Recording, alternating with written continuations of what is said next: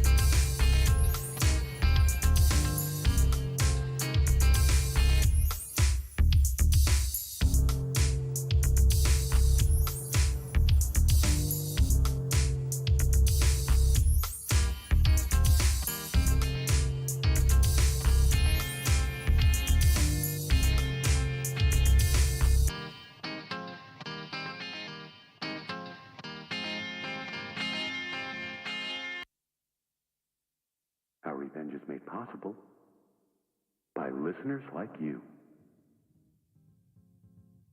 By listeners like you. Our revenge is made possible by listeners like you.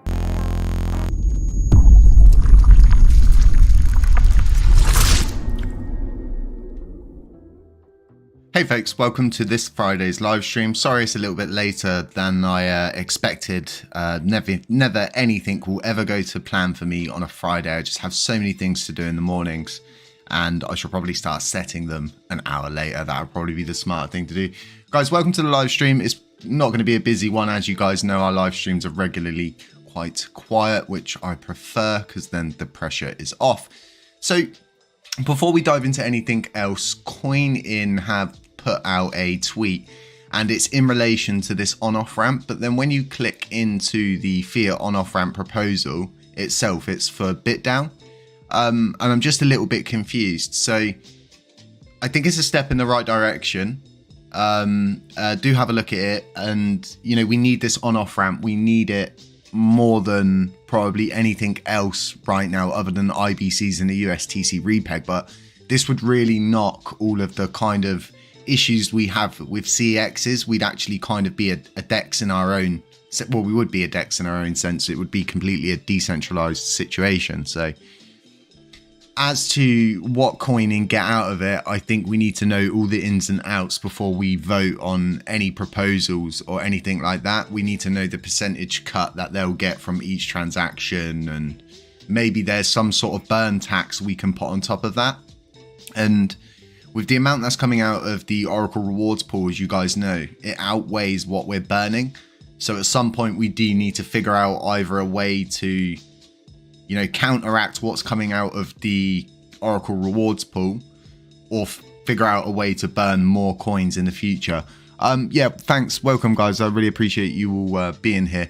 So what I wanted to talk about is like the operating kind of systems, and just talk about nodes, and explain to you guys how important it is for us to fill up our active set, because filling up that active set gives us a full level of security, and then it becomes like a battle to get into the active set, meaning that the person who's at 131 would then need more delegated coins than the person in 130 to get into the active set. To be into the active set is a whole completely different box of frogs, but you're likely going to want to run this on LUNC itself, and there's no actual setup tutorials anymore that have the Terra Classic logo on it. Even if you go from Terra to here, you'll know that at the bottom it's always the same. So LUNC is your best go-to if you're going to want to run a node, and for running it in itself, it's not like you can build what's known as like a skeleton system. In fact, you can run these off Raspberry Pis. I've even looked at doing it myself, and you know, in the future we would probably look to do that, but wait till we understand the system a little bit more. So anyone can run a node, but like where I was sitting at the point in time, it was better for us to rent the node space from someone else and learn as we go along, and then further down the line be able to then run our own node, because people like LUNC have got huge amounts of experience in the crypto community. Before the capitulation, they've run nodes on so many different levels, and they were running a node on the mainnet. I think they still, yeah, of course they still are. They were number 2. Why would you give that position away? So you're going to need 4 computers, and it's as simple as that. People say you can run them on 2. Some people can say run them on 3, but the best way to do it is on 4 computers. And the hardware is really, really simple. I mean, like if you've ever built a computer before, you would know what a skeleton system is, but it's like so like all mining rigs you'll see in any crypto mining factories, they're like skeleton rigs. They are the bare minimum of what needs to be there for it to run. So my best advice is Ed's got a video up as to which it explains going from the top to the bottom how to do it, how to install the TerraJS and everything like that. And it's a really good video if you're looking to follow that route yourself. But my honest opinion is tread carefully when setting up a validators node. And if you don't understand certain aspects of it, it's probably better for you to rent the space from someone like Allnodes, PFC, or someone like that. So there's a lot of people also putting out like tutorial videos at the moment as well, which is interesting. I just want to remind anybody that's in the stream that we do have the LUNC Basics playlist. We've had tutorials in there since like the get-go, and they're pretty short, sweet, and to the point, so to speak. So feel free to check those out in the future.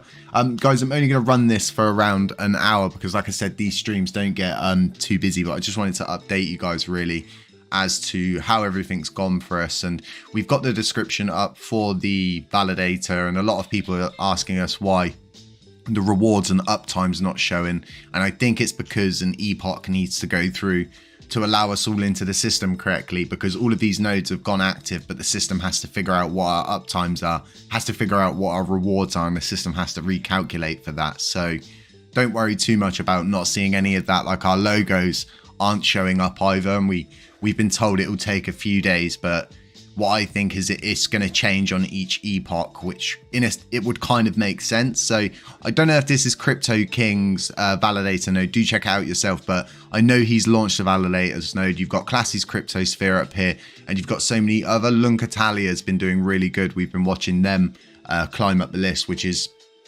good because so many people are seeing this as a bad thing for some reason, seeing all these nodes spring up, but we need you need fresh blood in all the time. You need new people with new ideas that will bring new things to the space. We can't always stay as that same set group of people. It doesn't ever work when you try that. You've always got to keep looking for the next milestone, keep thinking, what are we going to do next? And the DEX in itself is going to be, from where I'm sitting, it's pretty huge. So it's not that far down. I think we can scroll to it.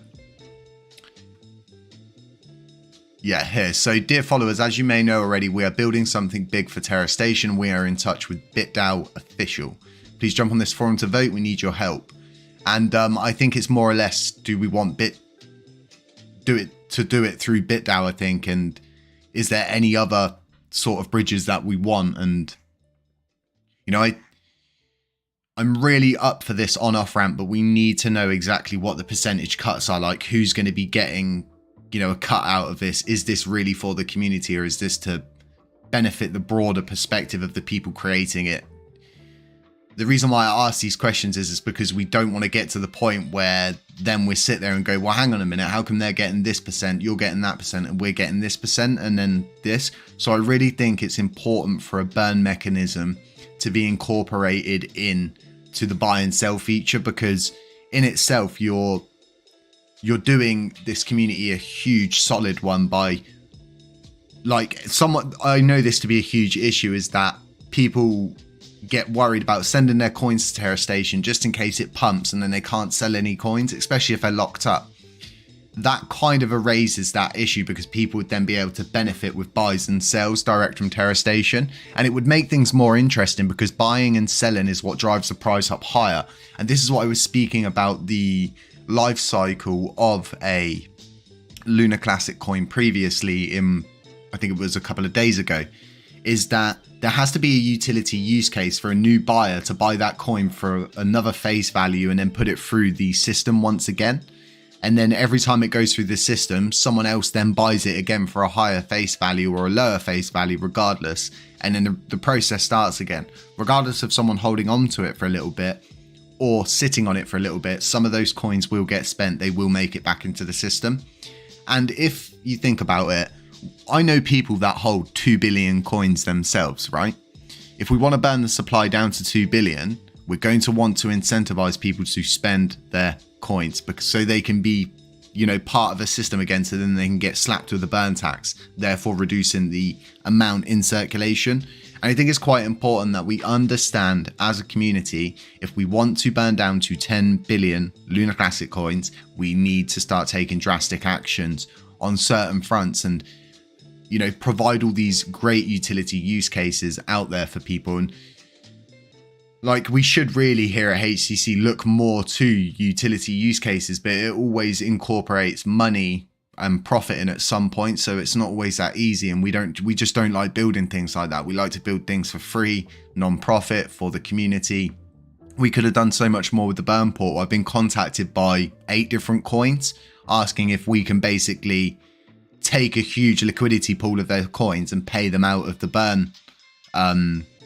So when you guys burn, you know how it works with the SHIB burn portal, wanting us to pretty much do that. And we could have done it ourselves. We could have created a coin that then went on to burn more coins, but we just didn't do that. So as it stands, we're sitting at 0.73% on voting power. And this is insane to see 6 billion coins delegated with us in such a short span of time. And I think we've been leading the new validators, which is a shock to me, because as you guys know, we have quiet streams. The content's really quiet and down, and I was starting to get quite panicked and things like that. I think it's quite normal to feel like this and be like this.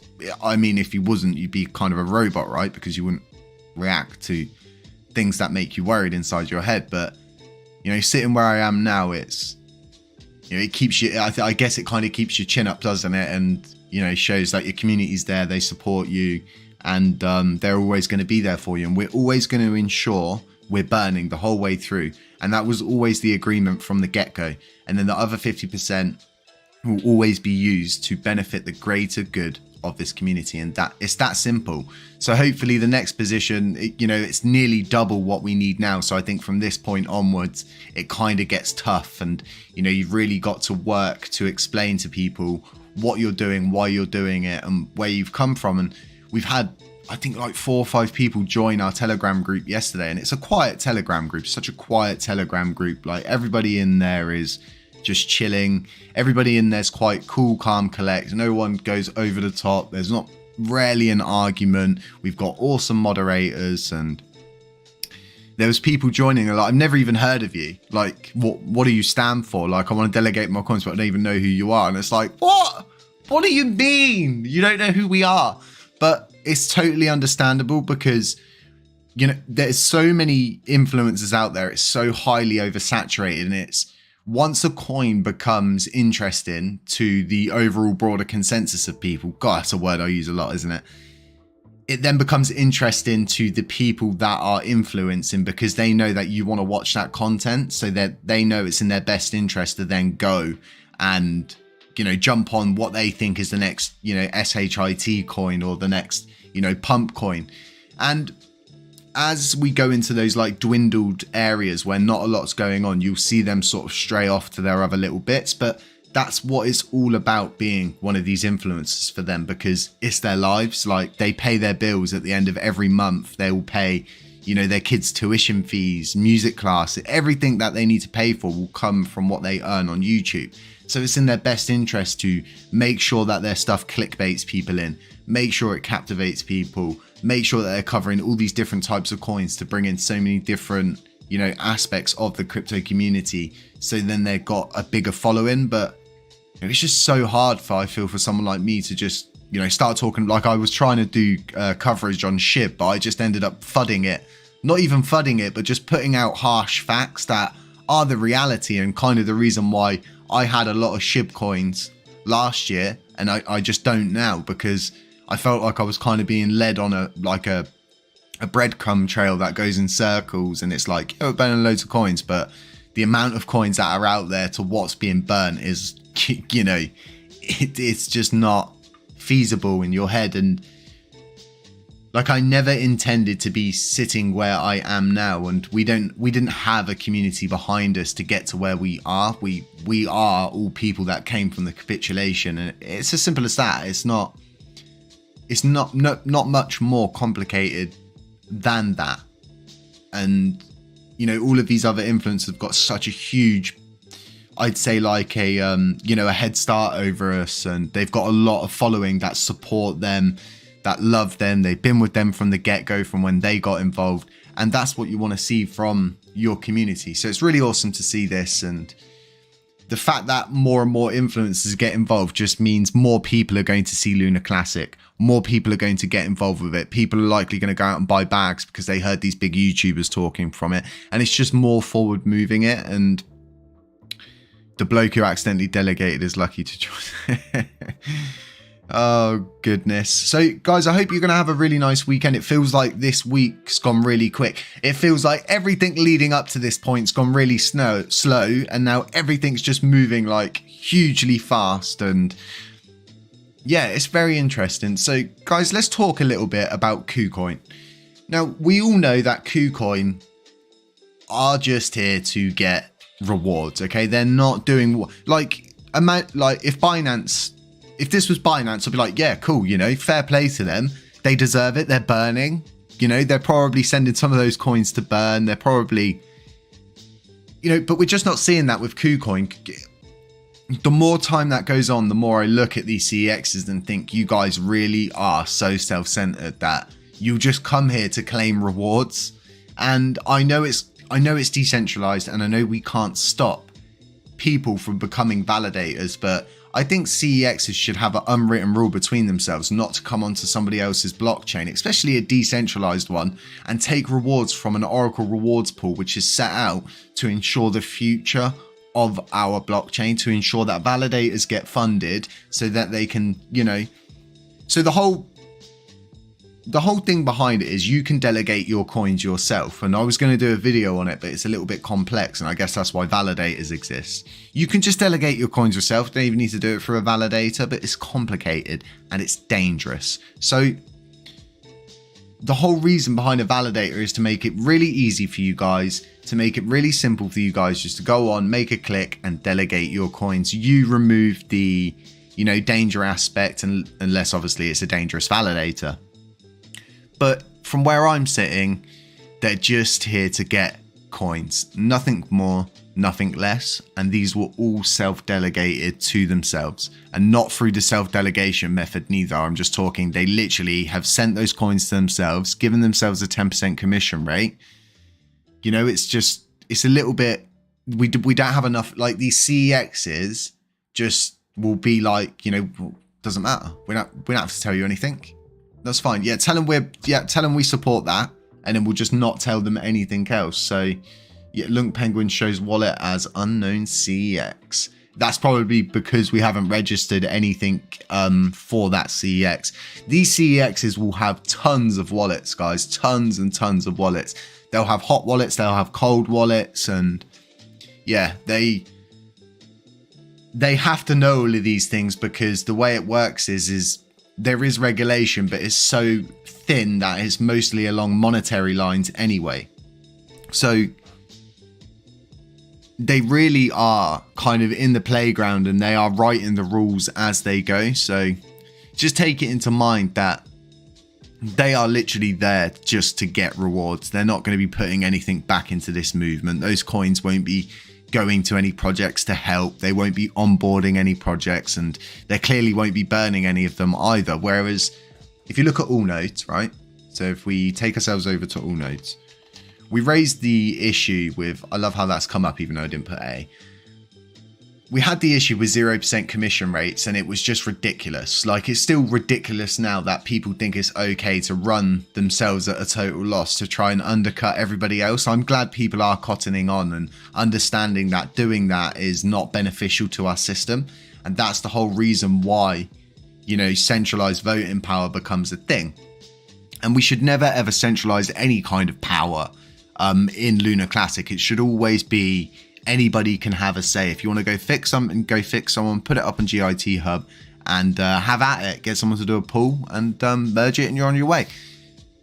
They moved their commission rate up from 0% to 5%, and then they agreed that they will burn this commission until the end of the year. As to what they do after that, it's totally up to them, because there's no rules written as to what a validator needs to do with its, you know, rewards, its yield. There's no rules to say they need to be doxed, they need to be, you know, KYC registered or anything like that, because it's decentralized and it's just one huge experiment. It's not an investment. Anybody who's been telling people this is an investment, they're wrong. And, you know, it's far from an investment. But just them doing this shows how much a validator can do. When are you going to see me on webcam? Yeah, definitely not. So my face is pretty irrelevant, I find, to what we're doing, and I just don't understand why, you know, the faces, the shocked emojis and all that stuff. Anyway, there's so many rewards coming out of the Oracle rewards pool that, like I said, we're outweighing what's being burnt. So then something needs to give, and we really need to get hold of these validators that are CEXs and not so much give them a kick on the behind, but say to them, look, come on, if you're part of this community and you're getting rewards out of the Oracle rewards pool, which is a considerable amount of money they'll be getting every month, believe me that now, you know, then you need to really give something back to this community, not just keep feeding us with that same kind of, you know, tweet, you know, oh yeah, we're supporting the tax change. Cool. So you support the tax change, but does that mean that you're burning? No, it just means that they support it. And it's just like their wording and everything like that is, you know, it's all about wording. I find they know how to word things so perfectly that they can pretty much, it can be contradicted in many ways. It can be, you could go to the next person and say, yeah, look, they said they're supporting it, and that person said to you, well, that doesn't say they're going to burn, and you can say, well, yeah, that means burning, and you know, it then all becomes contradictory. So the volume itself's not doing.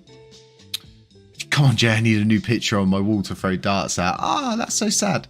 So the transactional volume's not doing what this person pretty much stated it would do in that proposal. We're not seeing all these projects coming flooding back and all of these other things, but I think the burn tax should stay at the rate that it's at for now, because it seems like we're seeing more interest. We're not seeing them coming back, but we are seeing the interest sort of start flowing again, and people starting to think, well, maybe I will go over there and build. But it's all down to the community. Like, people say, how can I support Lunar Classic? If you've got an idea, yeah, write it out on paper, have a think about it.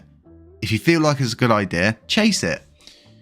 You can't sit there and think that, you know, oh, well, it won't work. How would you know if you didn't try? And this whole issue we find with so many people having so many things to say about all of the people that are creating projects but not creating stuff themselves. It's just like, give these people some time, give them some space, allow them to create the things they're creating and move forward.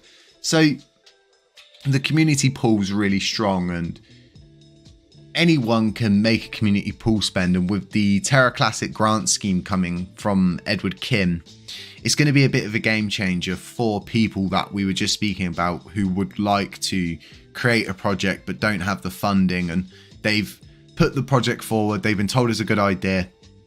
Terra Rebels could then look at that and sign off your work for your project as you do it and pay out in sums. So they would check your work. Okay, right, he's done all of that. He needs more funding for the next bit. We'll give it to him. And you'll be assigned that from the community pool.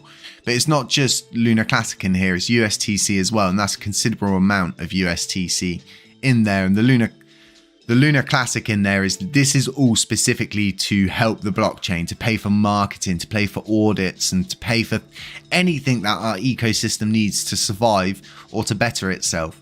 So as for active wallets, everything is been going up, but it's slow and steady. Like I was really hoping for like a long time, if I can get to it here. So many tabs open. You know, I'm just shocked that this wallet has not, like, if I was a user and I held these coins, they would be getting delegated. Think of the rewards you'd be getting on those coins. So I am at a point now where I look at this wallet and think to myself, who knows? Who even knows anymore? Like, who knows what these coins are for? Who owns the coins? What they're doing in there? And what the purpose is behind them? But at some point, they're going to make a move and it will shock us all. And it just irritates me to a certain aspect that Binance haven't just said to us, you know, they're ours or they're users. So very irritating for me. The burning's going really well. If you guys aren't using LUNC Blaze, consider using LUNC Blaze if you're a little bit unwary about doing it yourself and you did want to burn. That is there. It's a burn portal. We built it out. It's non-profit. It doesn't take any cuts from anything. And, you know, since we created it, people are seriously utilizing it from top to bottom. And, you know, it's nothing better than seeing your own creations, the things that you thought about. And I mentioned this to Terra Rebels way back at the beginning, saying we should get a burn portal open to knock out all the scammers and stuff like that. But, you know, I left Terra Rebels and it kind of never got followed up. But for myself to put that forward to my dev team then to create it and make it a reality, it's really helping. And we saw straight away after the Terrarity burner pop out, and it's like, very interesting to see that. So Binance are absolutely killing it on the burn front. We will change the 1.2% tax to 0.2% tax or something a little bit, just maybe the Lunar Classic burn tax, so we don't have to keep changing it all the time. Hopefully going to see a burn come out of Lunatics token soon. It's been a while, hasn't it? So I guess hopefully they're building us up for some kind of big burn like they did before.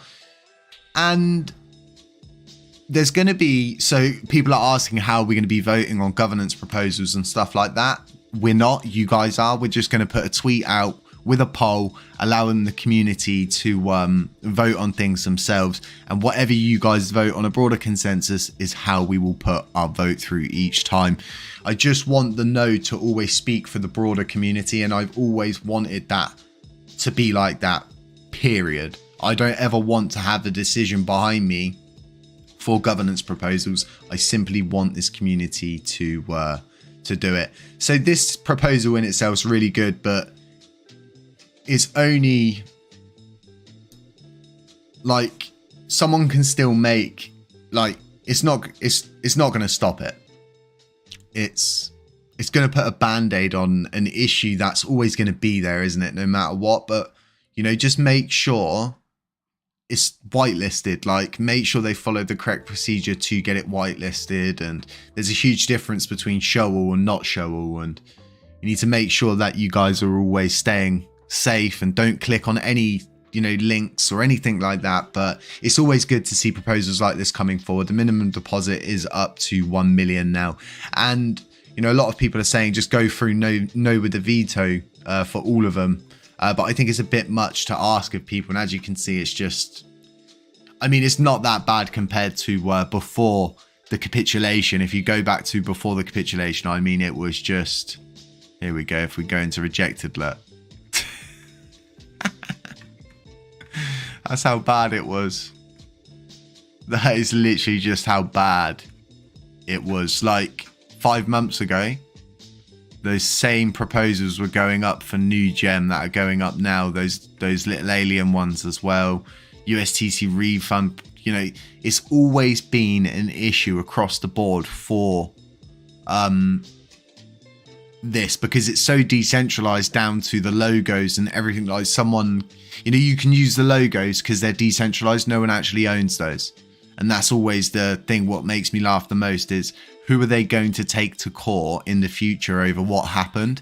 Are they going to take all of the validators to court? They're going to take every single holder to court. They would need every single validator to stand up in court and give, you know, testimony and all them sorts of different things. And court just gets so complicated. But what I'm saying is, just stay safe. Beware of all the scammers and doppelgangers and all the people like that. God, it's horrible stuff. So let's talk a little bit about validators. Validators are the miners of the Terra blockchain, and they are responsible for securing the Terra blockchain. Ensuring its accuracy, validators run programs called full nodes, which allow them to verify each transaction made on the network. Validators propose blocks, vote on their validity, and add each new block to a chain in exchange for staking rewards from transaction fees. Users can stake their Luna to validators in exchange for staking rewards. Validators also play an important role in governance of the Terra protocol. And you can find that here. So we'll go over here. I'm just going to take a sip of my drink. Sorry if I slurp. So when you run a full node, and just a full node, it means you're not validating, but you have access to all of the different endpoints and things that are available. If you don't know what endpoints are, these are endpoints. All of these little things you're seeing here are endpoints, and it's constantly querying the system. So the website itself actually auto refreshes, so they're endpoints. So you as a delegator, okay, you want to receive staking rewards without the responsibility of running a validator. Through the Terra station, a user can delegate Luna to a validator in exchange, receive a part of a validator's revenue. So that's the best way for you to look at it, is that we get the revenue and then you guys get a part of that revenue. And that's why commission rates are so important, because that's the commission rate we are taking, okay, from us.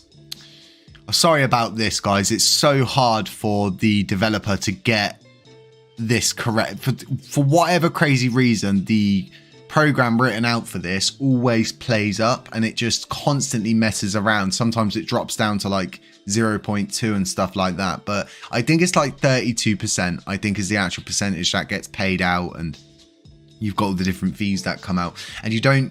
You know, if you don't know this, you don't just get Luna Classic, you get USTC and all of the other stablecoin coins. If you don't know what stablecoins are, I'll show you. These are stablecoins, all of these. And they are more or less in effect useless. I think KRTC is the most expensive one, and someone created an arbitrage opportunity between those recently. The active validators set is made up of the top 130 validators who hold the most Luna. The barrier for entry into the network is dictated by the value of the lowest stake held in the validator set. For instance, if a validator is created with a higher stake than the bottom validator, then this newly created validator may join the active set. If validators double sign or are frequently offline, they risk their staked Luna, including the Luna delegated by users, being slashed by the protocol to penalize negligence and misbehavior. So just know that if, you know, validators start messing about, doing things they shouldn't be, the system will punish them. It won't let them walk away scot-free, okay? So there's a lot of useful information in here, and everything you would need to know about creating a validator is in here. And you know, everything from the public key in itself is something that I had to go through. So you're going to need a ledger. If you don't know what a ledger is, you can look them up on the internet. It's a Nano Ledger S. You can get loads of different ones, but that's the most common one. I actually purchased a couple of those to run our node. So because you need one of those specifically for your node, nothing else can ever go on it. It has to be specific for that. I think the cost of, you know, getting everything to run a node yourself does outweigh what you're going to pay in the long term for running a node. But at the same time, like, I get so panicked about having a power cut. Like, as you guys know, I had a power cut during last week's live stream, mid-session, mid-interview with Strafe Cole. You know, it's just little things like that. And I think the power took about 3-4 hours to come back on. And the worst part is the generator hub for my area is literally, I can see it out of my kitchen window. So I walk to the kitchen window and see a guy there with big snips in the air, like snipping them. And I was like, what happened? He's like, yeah, you know, we had to cut the power lines. It's like, what do you mean you had to cut the power lines? You didn't have to do anything. Like, why didn't we get a letter about this? It's like, no, we don't need to give you a letter. So it comes down to those little things like that, as to which our node would then have been offline for, say, 4 hours, gone into slashing and stuff like that. And it's just not something that you want. Now, we're going to be doing a video because there's a domain service, I think, available for Lunar Classic. I don't think many people have covered it, and I don't think many people have been covering the on and off ramp as well, which is such a surprise to me because that's huge. That's like so huge. It really does knock out this whole, like, we could really say, you know, we could even say to CXs when they're like, well, we don't know what that would do. We could go, well, we have our own data here where we've been, you know, we've incorporated it into our own buy and sell orders and stuff like that. So, by the way, guys, if you got any questions, feel free to ask them in the comment section. So, what if there's no picture available? Then I have to imagine you in a Superman latex trousers and cape with wind blowing through your cape and the sun shining on your chiseled chin. Ah. Oh, I just can't. There's a drawing in HCC tweet. There is a very good drawing out there in those tweets. So, once this video goes live, anything we've spoken about, I will then go back through and I'll put the links in the description for this video once it obviously goes up and generates itself. So you guys can know. I'll also get Ed's link to his video, because what I don't want to do, like, loads of people are, show us how to set up a validator, show us how to set up a validator. I don't want to be responsible for people setting up validators and then them going wrong. I have a good understanding of how to do it. I know how to do it because I studied it heavily leading up to this. And I just sat there and thought, I made so many mistakes doing it. And when you're messing around with the, you know, test nets and stuff, all of the coins are fake. Well, they're not fake. They're just worthless. They're on the test net. It's so easy to do something wrong and then you dispense your coins out of a faucet. It's very interesting. So just go safe if you're doing this, and do follow the guide put up by Edward Kim. He has done a very extensive one. So how much do you expect your validator to burn through? So really good question. LUNC DAO burns. So if we go to LUNC DAO, he has got, last time I checked, so he's got 7.76 voting power, and he burned, what did he burn this Sunday just gone? I think it was like 22 million, wasn't it, guys? Is it 22 million? Okay, he tweets so much. When was... So we're going back to the 23rd, guys. Ooh, gonna have to get the dragger. So I think it was 2022, wasn't it? I'm pretty sure it was 22 million. Oh, here we go. 23rd. Right, that's the 24th. He would have done it. If anybody knows, let me know in the comment section so I can stop looking. So I think it was 22 million. So he burns 49% of his yield. So where we're at right now, we have enough voting power to cover our running cost, and I think burn £300 a month so far. And that's why we'll always sit there and we'll say to you guys, you know, the more people that delegate with us, the more we're actually able to burn every time we do a burn. So it's all down to how many people delegate their coins with us and how we can actually sustain the people that are delegating with us and stuff like that. So I think Coinin have designed something. If that got implemented, then hopefully we'll be able to connect a bank account. Yeah, I think that is the plan, guys.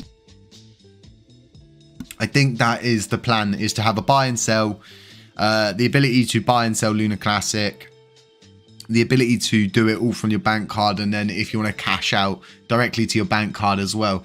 My only thing that I'm finding is a lot of people have their own issues with, like myself. I wanted to get my coins through coining when I burnt all of my other coins that I've burnt so far, and I've never been able to because my bank in England won't allow me to buy the coins from there. In fact, my bank actually froze my bank and I had to ring them up to unfreeze it because they just weren't happy about where the money wanted to go, and they said it wasn't, you know.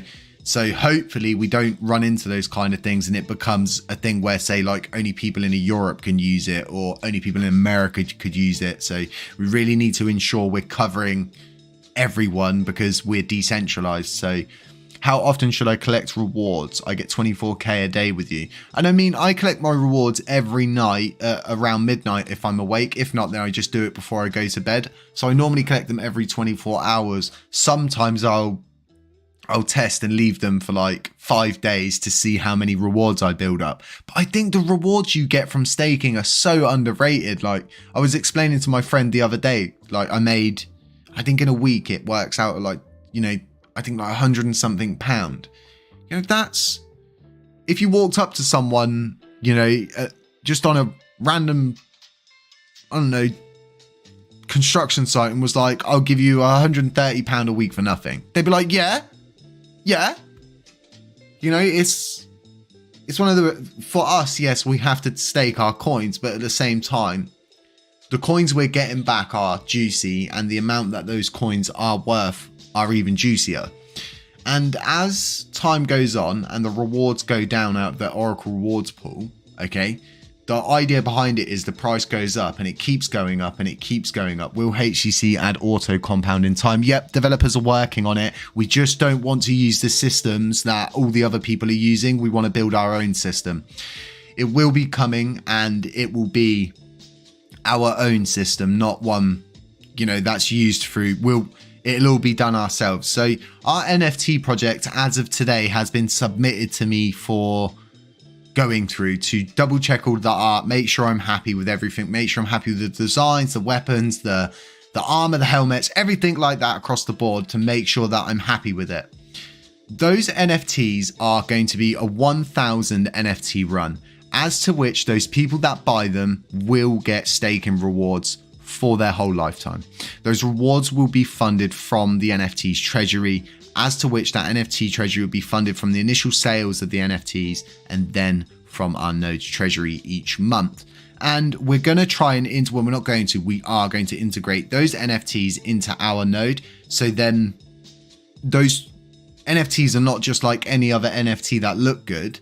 They become worth something because the person holding it is thinking to himself, well, I don't want to get rid of this because I purchased this for, you know, 200k Lunar Classic and I'm getting good rewards off of it. I've already earned my money back off of it. I could sell it and earn a lot more, or I could keep it and keep getting rewards. So then the idea behind it is from the financial expert I've been speaking to and designing out the algorithm, so to speak, behind it, is saying to me it should raise its own price as time goes on because there'll be a demand for them. And the reason why we've decided only 1,000 is for the simple fact that we want them to be like rare. We don't want lots of these to be on the market. I don't want 10,000 of these floating around the market. We want 1,000 of them, as to which anybody who holds those NFTs will be getting staking rewards from our node, separate to everything else that they get from our node.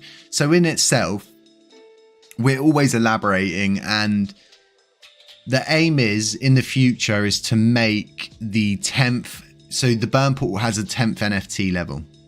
And at that point, we aim to make a utility use case, but only for reaching that 10th level. And for obvious reasons, we don't disclose what we're working on, what really it's about and stuff like that, because of the simple fact of, you know, we live in an environment where it's easy for someone to take someone else's idea, stick their name on it, label it, and then put it out in a video and say that they did that, they came up with it, and they came up with the whole thing. We've seen it happening recently, and it's not, you know, it's not good to be that kind of person. And, you know, just pull your sleeves up, man. Pull your sleeves up, man. Do you think you'll be creating some kind of use case from NFT from Burn Blaze? Yeah, so like I said, there's plans for that burn portal, and we've been offered. So just after I said to you, yeah, we've had 8 people offer us a ninth.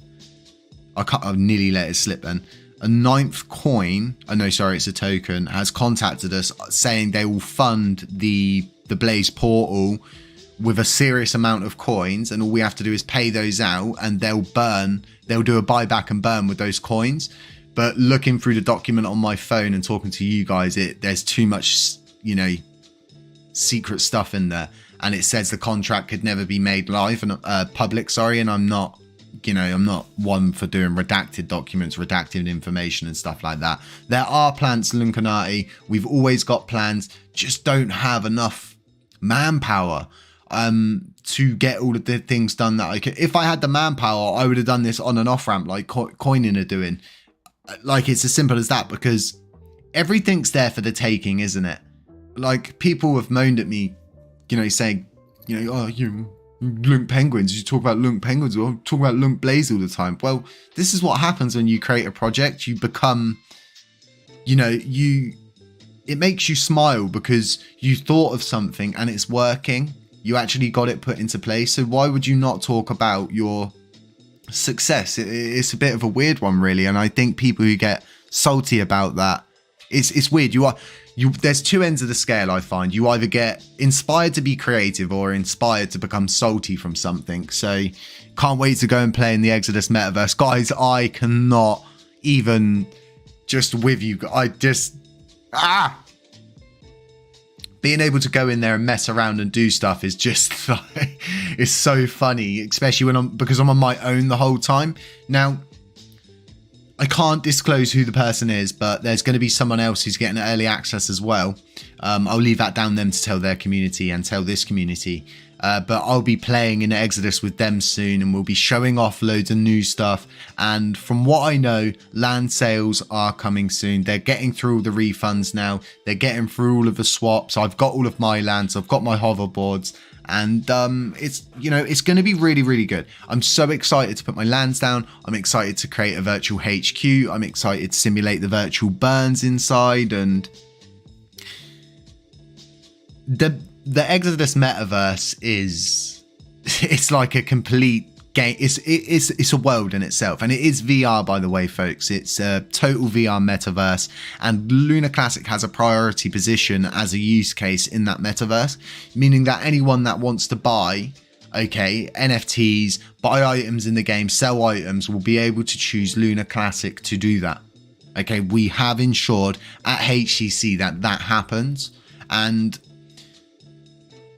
working, like, I see so many people, I only work with Lunar Punks. And like putting their hand up at me like, no, don't want to hear it. I only work with Lunar Punks. And I feel like, I don't like working with just one project. I work with so many different projects, but I show them all the same amount of interest, and I kind of do like circles, and I go around to each one, make sure things are all right. Like, we were supposed to do a podcast with Metagloria this week, but they're just so busy with, their game development that we had to postpone it. But there's so many good things coming for Lunar Classic. And I think the utility use cases that people are so used to seeing the same thing over and over. Oh, ship the metaverse, or, I can't even remember what it's called, The Other Side, and all these other ones, and it's kind of like they get released nowhere near when they tell us about them, and people have to wait for so long. By that time it's like,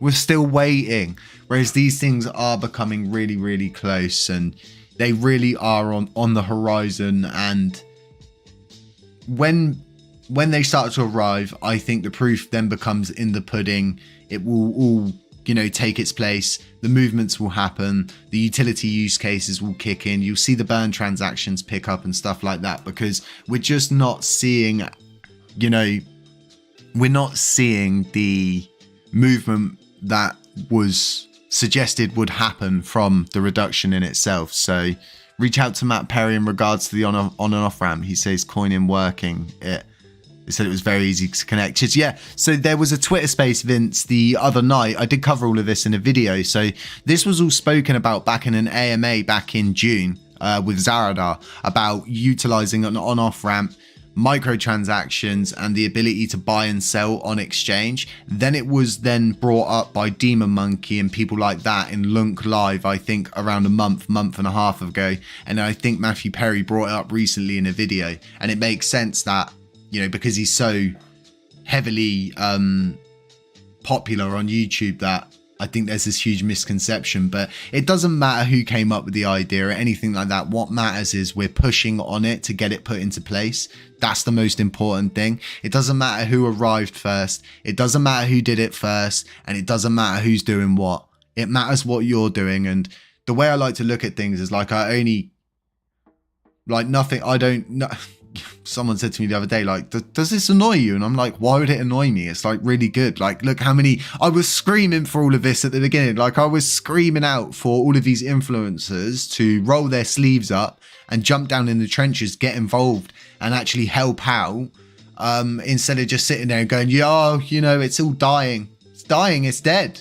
It's dead. And you can go back and you can see all of these YouTubers, unless they've deleted their videos now, that were doing that. And they were adding to the chaos. They were adding to the overall fear perspective, because that was what was gaining views. If you was to put a video out saying, you know, we need to stick together and we need to stand together, you'd have got about 200 views like I was getting. So it's very interesting. Just going to take a sip, folks.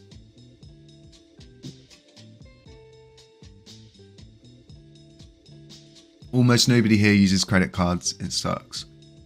Can we get things like Terrastation more accessible to the Dutch market? Yeah, and I mean, if you go to this discussion and you look at the bottom, include any other relevant details on how this proposal will be accomplished. If you've got things to say, go and comment them in here and make yourself heard. Make sure that they know you want it across the globe, in all the countries, in all the languages, in black, white, pink, you know, green. If you want it, let them know that's what you want. This is decentralized and they need to, you know, not so much abide, but at least go with what the community sentiment is, you know, wanting. And what I'm confused about is why they need BitDAO and stuff like that. And you know, I think there should be a white paper put out, but I have no doubt they'll be doing that. They've been burning from the get-go and they've been here with us from the get-go. And we've always covered coining right from the beginning, and even being, you know, all the way, I think. You gonna take me there? There we go. Where are coining? Coin spot.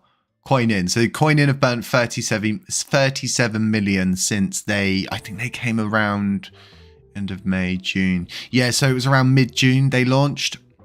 I remember me in Vegas were speaking to them in a call, and we were, you know, doing all of our kind of like Walking Dead questions. How many people have you? And, you know, are you a scammer and all this stuff? And we used to have like this little routine where we would ask very serious questions, because at that time there wasn't really many people that wanted to get involved aside, you know, scam projects and stuff like that. So really good to see Coin-in stepping up, filling the plate, and seeing that an on-off ramp needs creating, and they've brought that forward for us. So for this community, it will make the difference. But I think a burn tax, not a 0.2% burn tax, but a higher, maybe a 1.2% burn tax put on that, because it makes it so easy for someone to buy and sell on the, you know, Terrastation platform, that we would probably reduce the amount of withdrawals and deposits going in and out of going in and out of CEXs anyway. So therefore we would likely burn less in that sense. Does that make sense? I hope that makes sense. So I think it's in our best interest to make sure that this on-off ramp has a burn tax involved in it, like 100%. And for all the people saying, you know, we can't always burn everything, I totally get that, and I've always supported that. But there is a level of what is an effective burn tax and what is a pointless burn tax. So I think that will, you know, show itself over time. There you go. Look, Coin-in sending another one at 10 o'clock this morning. And they've been burning 1.2. They haven't changed, by the way, folks. They passed a vote And it was yes for staying at 1.2%. So bless them. They're staying at 1.2%. That's what they're burning. Fair play to them. Just look forward really to, you know, we're back on track. We're burning again. If everything starts to go well with the node, like it's going really well currently. I mean, we're in 19th position, pushing for 18th. If that all goes well, I think I'm going to not spin it up because it's still live. It's still running. It's still monetized. And I'm just going to start putting out, you know, visual videos again for people to watch if they want to. I'll put up 4 a day, and for the burn channel, we'll just burn the revenue, because hopefully from where we're sitting now, things should start to ease up off of my own shoulders. And, you know, I'm just like everybody else. I've got, you know, my own life. I've got my bills to pay. I'm 30 years old next month, which is very, very sad. And I'm becoming an old man now. So for there, if you people that didn't know, I'm not like a young kid or anything like that. I'm, you know, I'm older. I've been through, you know, the majority of my interesting part of my life, and, you know, I am who I am. Guys, have a really, really nice Friday. Thank you for showing up to this live stream. I do enjoy the quieter ones much more than I enjoy it when it starts to get over 100 people. And I just appreciate you guys all being here. I appreciate you guys delegating, you know, all of the coins that you have with me, the support you throw, the likes you throw down, the views you put on the channel each day. You know, I'm now in the same boat as every other YouTuber, in a sense that it pays the bills at the end of the month. But the difference is I just will never ever clickbait you, even if, you know, it means getting an extra £2,000-3,000 a month from doing that. I still wouldn't do it because my moral standards just far too high. Guys, have a really nice day. Beware of scammers, doppelgangers, anybody pretending to be me, anybody pretending to be the HappyCattyCrypto channel, and just stay safe out there. Clueless Rabbit, Lunanati, Shil Karada, I think he's gone now, Top Studios, Mustafa, so many people here, Vince, Marco Polo, Tanya, Andy Shepherd. Thank you all guys for coming. Stay safe. Have a really nice Friday. Beware of scams. They're always out there. I'll catch you in the next one. Shoo!